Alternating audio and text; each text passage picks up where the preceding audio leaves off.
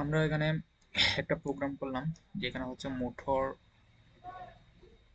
যখন আমরা স্টার্ট করব তখন তার টেম্পারেচার এবং তার ফ্রিকোয়েন্সি দেখব, এবং সেটা এইচএমআই এর মাধ্যমে কিভাবে কানেকশন করে করব সেটার একটা পুরো ইন্টারফেস আর কি।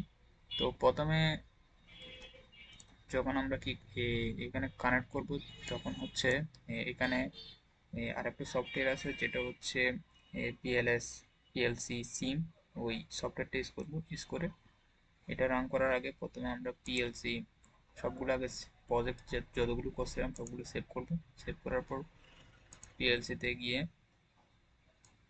আমরা পিএলসি সিলেক্ট করে তারপর হচ্ছে এখান থেকে চাইলে আমরা কম্পাইল করতে পারি। আর যদি কম্পাইল করা থাকে তাহলে তো কোনো কথা নেই। তো এখান থেকে কম্পাইল করব ফার্স্টে, এখান থেকে করা যায়, অথবা কোনো একটা প্রোগ্রাম সিলেক্ট করার পর ওইখান থেকে কম্পাইল করা যায়। কম্পাইল করার পর সেটাকে আমরা কি করবো, ডাউনলোড টু ডিভাইস।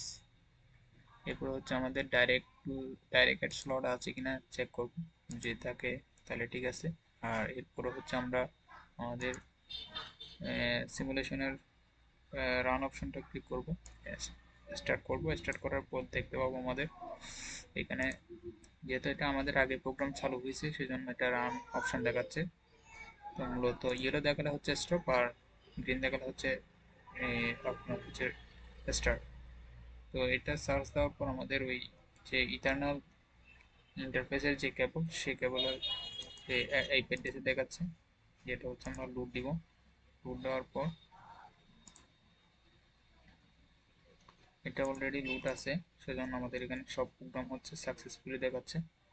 এরপরে হচ্ছে আমরা ওই অনলাইন ভিউতে মনিটরিং অন অফ দেখবো, যেহেতু মনিটরিং অফ সেজন্য দেখাচ্ছে না। এবার আমরা মডিফাইয়ে গিয়ে আমরা যখন ওয়ান দিব তখন হচ্ছে আমাদের মোটরটা স্টার্ট হবে।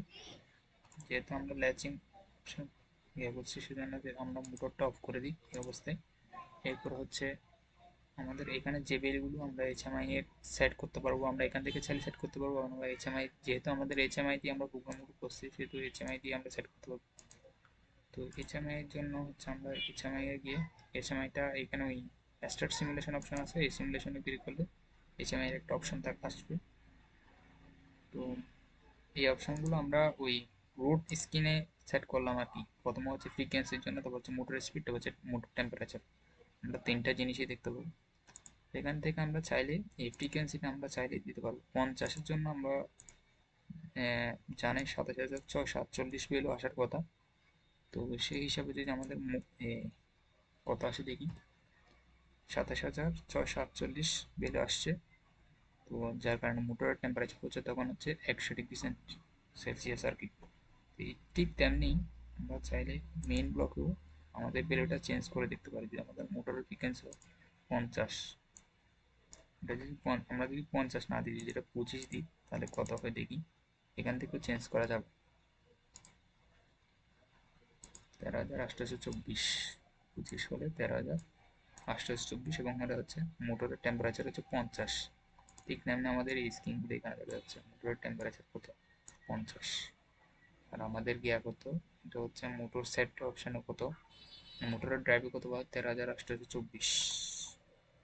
আর আমরা এখান থেকে চেঞ্জ করতে পারি, চাইলে আমরা 10 দিতে পারি। 10 ফ্রিকোয়েন্সিতে কত যায় দেখি, 20। টেম্পারেচার হচ্ছে মোটর টেম্পারেচার হচ্ছে 20 হার্টজ, টেম্পারেচার হচ্ছে 20 হার্টজ। এই যে 10 দিলাম, এই 10টা হচ্ছে এখানে আসার। এভাবে তো আমরা এইচএমআই এবং পিএলসির মধ্যে একটা কীভাবে সম্পর্ক হয় সেটা দেখতাম। এইচএমআই থেকে কীভাবে পিএলসিতে যাচ্ছে এবং পিএলসি দেখতে পারে এইচএমআই মধ্যে কীভাবে দেখতে পাচ্ছি, সেটা আমরা টিআই পোর্টাল দিয়ে ট্রাই করার চেষ্টা করলাম।